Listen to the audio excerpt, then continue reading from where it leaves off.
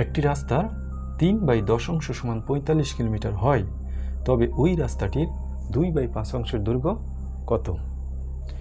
এই অঙ্কটি সাধারণত বিভিন্ন সরকারি এবং বেসরকারি চাকরির বেশ কয়েকবার এসেছে। এই অঙ্কটি খুব দ্রুত সমাধান করা যায়, তা আমি আপনাদের দেখিয়ে দেব।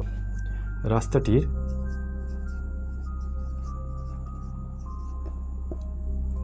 3/10 অংশ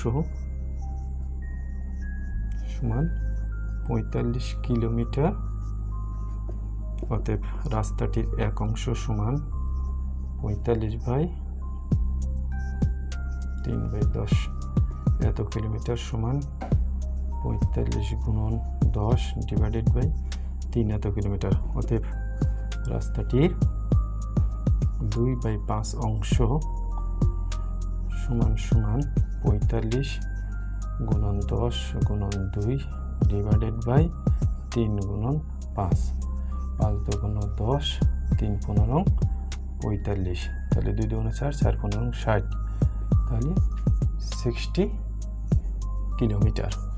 অ্যান্সার 60 কিলোমিটার। এইভাবে আপনার অঙ্কটি খুব দ্রুত সমাধান করতে পারেন।